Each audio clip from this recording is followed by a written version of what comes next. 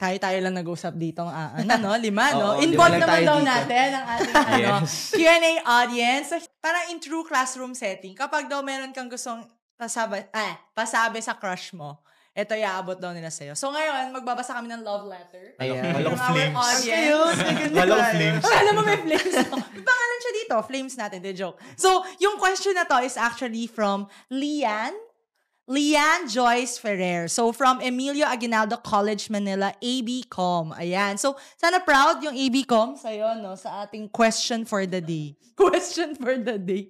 Okay. So, ang tanong, since laganap pa rin ang fake news sa iba't ibang social media platforms, sa tingin niyo po, paano dapat suriin ng mga kabataan ang credibility? Oh, that's a nice question. Ang credibility ng mga political content creators.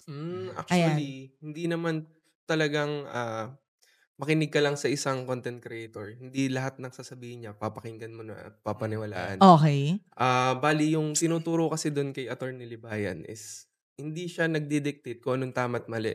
Baga, hinahayaan niya yung viewer kung ano yung tama't mali para sa kanya. Titignan dapat both side. Hindi lang yung kung anong sinabi niya, yun na yun. Right. Huwag tayong makinig sa iisa lang. Correct. Ayun yung pinakang point nun. Get from multiple resources. Siguro yung the way it's about to go is you have to listen to multiple resources, assess from Validate yourself. Ano ba lumabas sa news? Ano ba to? Tama ba to? 'Di ba? So maybe that's a way to go about it. Pero like in terms of credibility nung isang content creator, paano mo malalaman ay dapat ko tong pakinggan? Credible to siya. Credible to siya. Ito, credible to siya. Okay to. Ayun, siguro, based sa experience niya, kung ano yung track record niya, or sabihin natin kung saan siya nanggaling. And makikita mo naman sa isang tao yun na may, kumbaga goodwill. And mahirap kasi i-determine kung unang kita mo pa lang, di ba? Ang maganda dyan is, ayun nga, subaybayan mo siya kung okay kung ba consistent siguro, yung sinasabi niya, no? Yeah. Kasi yung iba, siguro, sabihin natin 6 months. Pag nabash to, iba na sasabihin na. Mag-apology na lang. Mag-apology siya sa next video niya, ganun. So, may part 1, part 2 pa yan. So, yung point doon is, wag lang magpaka-fanatiko doon sa isang tao. Yeah. Laging Right. both side yung titignan. Or another thing is, siguro on my point lang din, no, Lian. One thing is, isipin mo bakit niya sasabihin isang bagay na yun. 'Di ba? Like for example, meron siyang sinabi na, si ganito kasi ito yung ginawa niya, kaya dapat niya siyang iboto. What would that person, that content creator get out of saying that? Ano bang meron siya? Ano bang relationship nitong dalawang to? Yeah. 'Di ba? Anong history nito? Bakit siya pareho ba sila ng values? Yung ganon, which is very similar to what you said, na it enhances critical thinking, na hindi pwedeng pag nakinig ka na dito, ito yung tama. Similarly, di ba, pag kunwari kumukuha tayo ng resources, sabi mo ba na valid na or credible source si Wikipedia? Syempre, hindi, di ba? So, you get from multiple resources. Yeah. You get from journals, you get from people who have actually studied it. So, very similar. Kung parang tayo nag-aaral, may free education, nag-aaral tayo, nag-research tayo, di ba? Science project tayo. Alam natin kung paano kumuha ng tamang resource. Ganon din sa tao, di ba? Sige, ikaw naman, John Lloyd. Sa akin siguro bilang... weird na talaga pa tinatawag sa John Lloyd. Bash! Joke. Sa akin siguro kasi bilang from College of Communication, Yeah. alagad ng media, malaking hamon talaga sa amin kung paano natin lalabanan yung mga ganyang klase ng misinformation, disinformation. Lalo na kung clickbait, yung parang parang hindi naman complete yung information. Tapos gagamitin lang yung para mag-warrior yung mga... Splice videos. Oo, yes. O maraming mga splice Oo. videos. AIs actually. Yeah, AI, deepfakes pa. Yeah. Actually, laganap yung mga AI din. Oo. Pero Ito yung example. May example tayo actually, bigla. AI po talaga ako. May prompt lang sila. Pero yun nga, parang malaking hamon siya sa amin. Pero siguro bilang mga kabataan, no? Lalo na ngayon sa election na to, na tayong mga kabataan ang pinakamalaking porsyento ng mga voters. Yeah. Na mahalaga sa atin na maging critical sa kung paano natin i-receive yung information at sa kung paano natin i-share yung information. So it's always a motive, the fact, the whys in the house, 'di ba? Kung paano nila yung sinabi. And that's a way for us to also semi-weed out fake news. Yan. And speaking of that, meron pa tayong second question. Yes, thank you so much to Lian. This question ay mula kay Christian Valdez ng University of Perpetual Health System. Christian, kaway-kaway ka dyan. Yan, Love nasa that. Las Piñas campus. Di Okay. siya kita. B. Nakita, B. Ay siya, sobrang fresh. Grabe naman. Make your parents proud. Sobrang B. Latina. Ayan. Monyeka. Ganun. Isa kang monyeka. Ganun. This question is for counselor. As counselor, many Filipinos, especially the youth, feel disillusioned to the politics or nawawalan ng tiwala sa politika. What specific of policies or reform are you advocating for to rebuild trust in government? Mhm. Isa lang masasagot ko dyan siguro. Transparency. Wow, okay. Yun na daw talaga yung Minanword niya lang tayo. Transparency. Hindi, kasi, Fancy one word. Hindi siya Matthew words. Yung ano, few. Ayun na, meron na siya. ayun, kasi yung transparency, mahirap talaga i-implement yan, lalo na sa Totoo. ngayon. Yes. So, Pero why? Bakit nga ba mahirap? Kasi ang weird meron ka ng social media, pero hindi mo pa rin ma-post kung how much yung nagastos mo sa ganitong activity. Bakit? Yeah. Bakit kaya? Do you know why? Hindi! Meron na ayaw sabihin. Ayun Pero ba yung go. mga natatakot na ano? Sa death penalty ng mga corrupt. Okay. Alam niyo na. ayun. Pero basta, all in all, transparency talaga. Mm-mm. Yeah. Ikaw ba, how do you impose, at least in your governance, no? How do you impose transparency? Syempre, doon sa mga projects. Kasi sa mga projects naman kasi talaga nagmumula lahat. Yeah. Pati yung mga budgeting. Like- Mga bidders. Ganyan. Ayun, pati nakikita ko din sa ano ngayon, hindi sila specific kung ano ilalagay na ganito, ganyan. Which is, kasi sa architect, kasi di ba architect din ako. Yes. Alam yes. namin yung mga specification. Correct. Item by item yung nilalagay namin. Nagtataka lang ako dun sa ibang budget. General yung nilalagay nila. Kumbaga alam. Ganun food. Ganun. Oo, yun. Which is dapat, ang dami naman nagtatrabaho sa, for example, sa LGU. Ba't di nila magawa yung every year na budgeting na maayos, di ba? Yung detailed, yung naka-itemized. May mga Nag-out na daw kasi. may mga ghost names pa yan. Oo, yun. Kaya, 5 p.m. na daw kasi Kasi nung kapag binigay ka- yung submission. pagka may Clock out transparency kasi, makikita ng public kung ano yung nangyayari doon sa budget, di ba? Correct. Correct naman. Okay, one last na. Para sa puntong ito naman, tatanungin namin kayo about what's your advice sa mga kabataan, lalo pa ngayon, malapit na yung election, and yung advice nyo rin sa mga kabataan na gusto ring tumakbo para maging leader and politician like you. Siguro advice ko lang, check yung motive nyo. Ano ba yung Yes. motive? Love that. Tama. Gusto nyo lang bang pasikat? Gusto nyo magpasikat sa crush nyo? Huwag na tumakbo.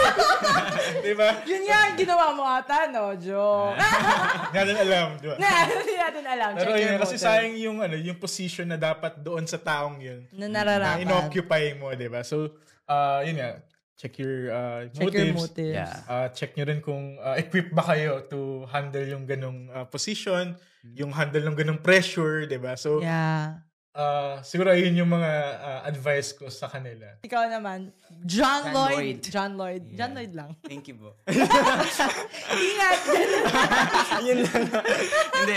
Sa akin siguro, ang advice ko sa mga kabataan, no, na maging critical tayo sa lahat ng sinusuportahan natin, sa lahat ng ginagawa natin. No? At wag tayo maging fanatic. Yeah. Kung may pagkakamali yung sinusuportahan natin, dapat maging critical din tayo sa kung ano yung ginagawang mali, kung ano yung dapat nilang itama. Correct. At siguro sa darating na eleksyon, mahalaga na ngayong darating na eleksyon na napakalaki ng porsyento ng mga kabataang bumuboto na maging mahusay tayo. Yeah. Kailangan pumili tayo ng tama at bumoto rin tayo ng tama. Right. At siguro sa mga youth leaders na kumbaga gustong tumakbo rin or gustong mapunta sa mga posisyon, it's either sa student council man yan or sa kung anong pwesto na gusto nilang puntahan, sana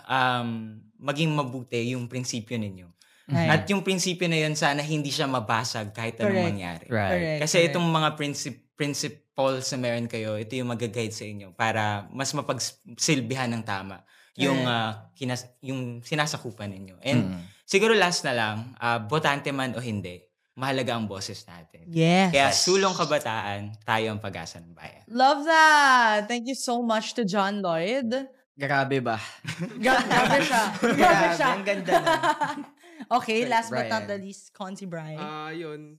Check your motives. Tapos, ayun, about sa kapag ka nagpaplano ka maging politician, syempre yun yung unang-una mong titignan, di ba? Kung gusto mo ba talaga yung gagawin mo, kung may maganda ka ba talagang gagawin, o Ang ganda nun. May maganda kang bang gagawin. ayun, bago kayo tumakbo, ayun yung unang gagawin. Sa mga botante naman, ayun nga, dapat maging critical tayo. Like I said before, Yeah. sa mga past questions. Yeah. Ayun, wag tayo maging one-sided. Yep. Dapat pakinggan natin both sides. Ayan. Para malaman natin o ma-determine natin kung ano yung mas maganda na pipiliin natin. Correct, Ayun. correct. Gusto ko lang muna magpasalamat dun sa guest natin. Yes. So, nandito si Consi Bry, si John Lloyd, si Robert, and of course, ang mga munyeka. Thank you, live audience. Live audience. Sabi ni Coach. Sobrang active nila. Sobrang active nila, ganon.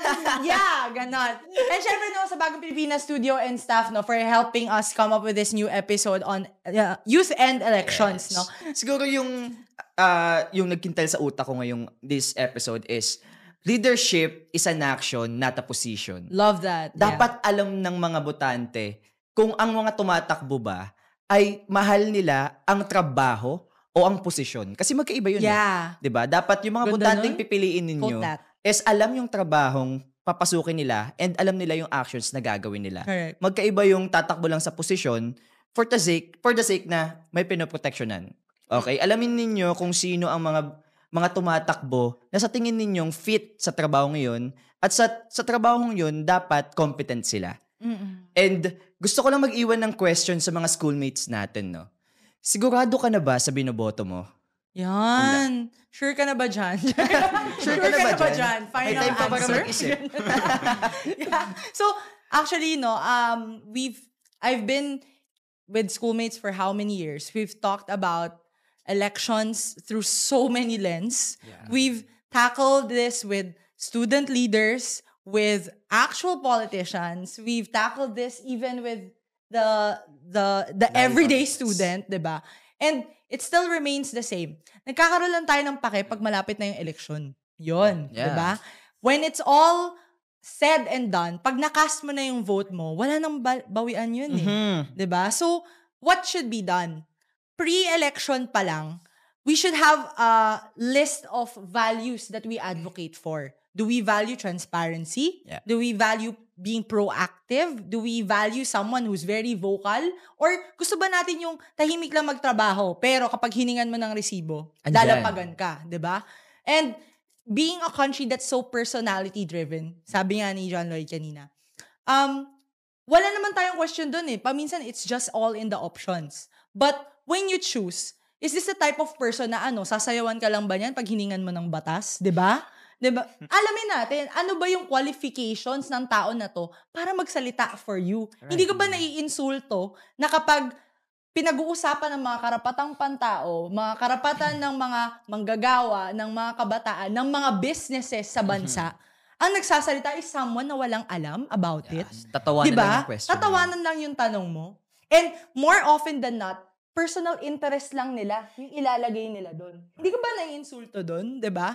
And to the voters, I get it. Sometimes we're tired. We don't want to talk about it anymore. Because no matter how many times we talk about it, ano naman nangyayari? Diba? So, the action lies with us. How do we effectively communicate? Yeah. Why do they have to vote? Why do we need to vote? Paano mo kakayagin yung kabarkada mo? Paano mo kakayagin yung kapamilya mo? Tara, boto tayo. 'Di ba? It's also a challenge to COMELEC. It's also a challenge to our governments.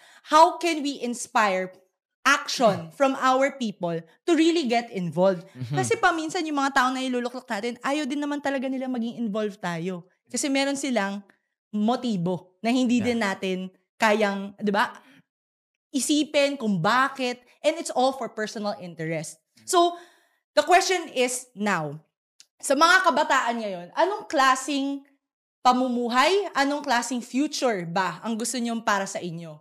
You all talk about, gusto ko na lumipad ng ibang bansa, diba? But having a citizen like you who doesn't want to get involved with how the law works, and sure, pwedeng hindi ka keyboard warrior, pwedeng hindi mo kailangan pag-away on social media to show that you care. You know how you can do that? Choose wisely. Diba? So, at the end of the day, pwede kang magreklamo, karapatan mo yon. Pero anong gagawin mo ngayong eleksyon? Pumili ka ng tamang taong iluluklok sa posisyon. Diba? Bago ka magreklamo, have you done enough research? Have you talked to someone na, hey, these are the values that we should have, the qualifications of a good leader that we should have? Have you done your part? Then after that, dun mo masasabi, okay, again, the Philippines or the country runs based on its leaders. The type of government that you have is the kind of people that you have. Yeah. So if the kind of people that you have are uneducated, don't have values, don't have morals, those are the kind of leaders that you will have. So at the end of the day, pumili ka ng tama kasi hindi ka pumipili lang para sa'yo. Pumipili ka para sa anak mo, pumipili ka para sa kapatid mo, sa nanay mo, na kapag na-ospital, meron bang healthcare na nandyan? Or is it all nalustay na? Yeah. So that's a question to all of us. And with that, sa bawat usapin, sa bawat issue, may boses tayong mga kabataan.